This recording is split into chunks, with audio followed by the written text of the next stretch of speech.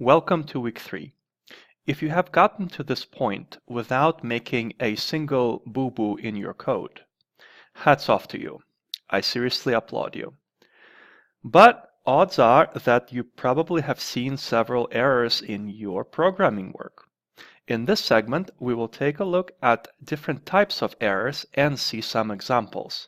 Let this serve kind of as a lesson of all the different little things that can go wrong and how to avoid them. So, definition of a programming error.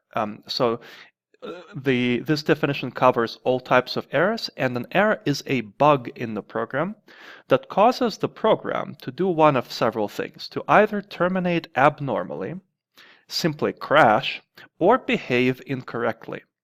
So all of the types of errors can be kind of summarized in one of these three categories. You can argue that there are more subcategories, but these are the main ones. You have your syntax errors, runtime errors, and logical errors.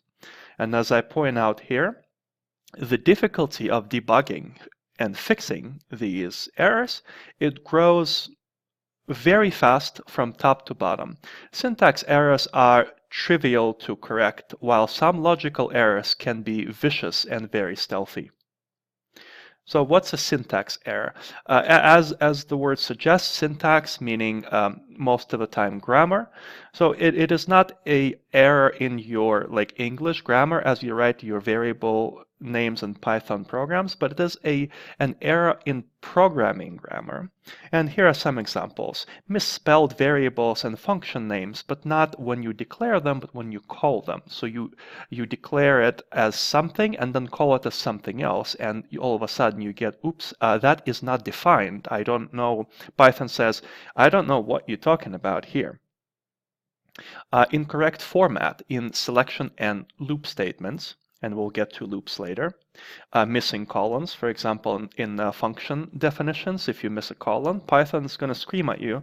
It's a syntax error, improperly formatted code, and also improper use of indentation levels. And that is only specific to Python. It is one of the only languages in the world that actually uses indentation to separate blocks of code.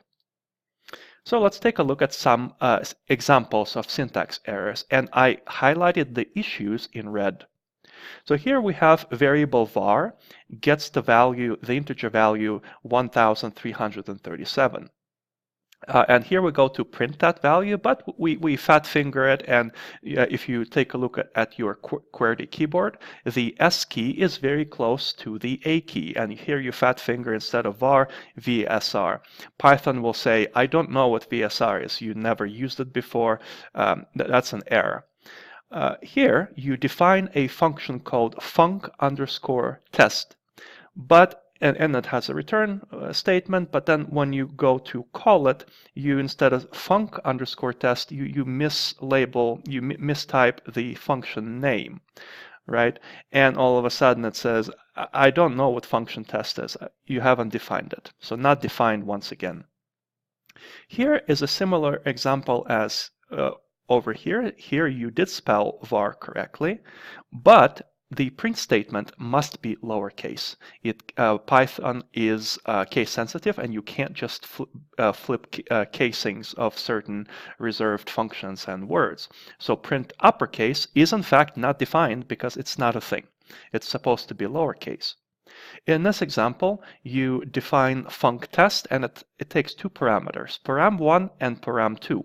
And looks like what it's doing, it's concatenating them together, so two strings being concatenated.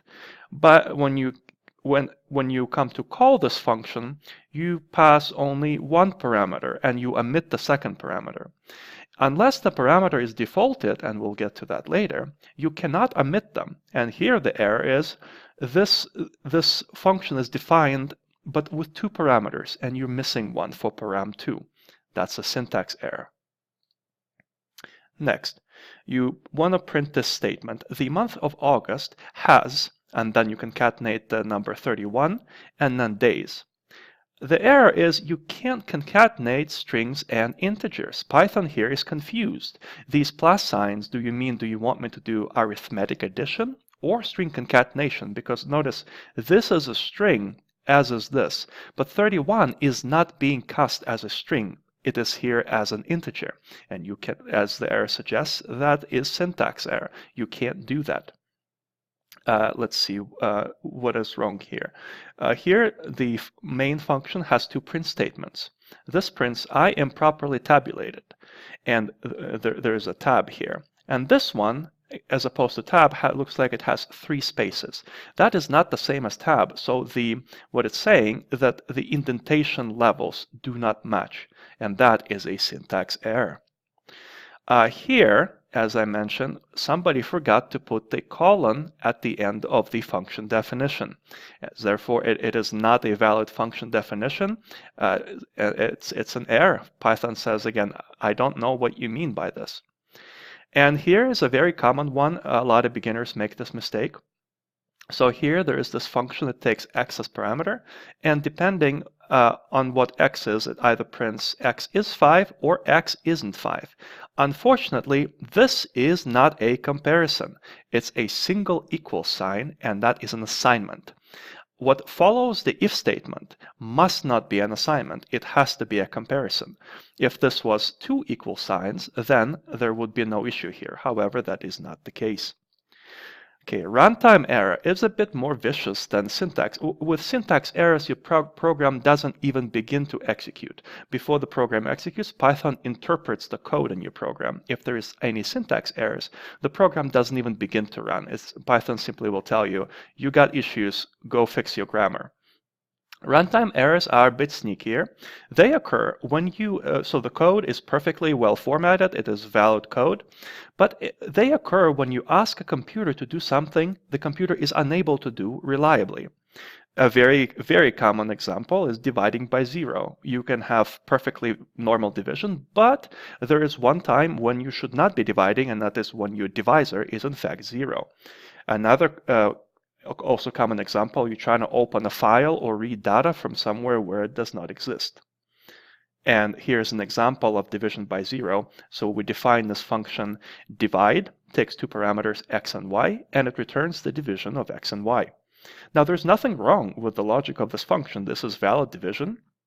But again, there is one and only one occurrence when you must never divide, and that's when your divisor is 0. This function does not check for that.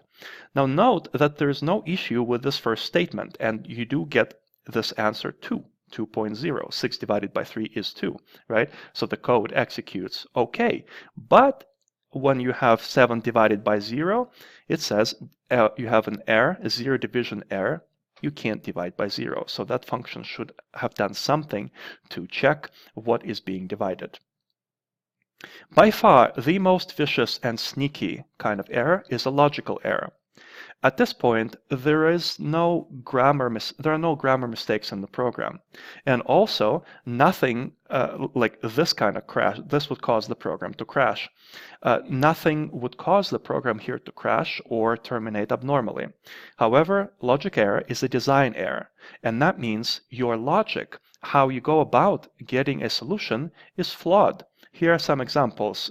Here, typical arithmetic confusion. You're multiplying when you need to divide or something like that. You just have a momentary lapse of judgment or something like that. Also displaying a wrong message. Sometimes that's also a logic error, opening and using data from a wrong source. Here's an example of a logic error. Let's see what this function does. It's so we define the function called average. It takes x and y as parameters, and it computes, here's the comments, it computes the average of the 2 values given. Both are passed as floats, first and second value, and it returns a float, the average of the 2 values. And here is the issue here. Now notice that this is not how you compute an average.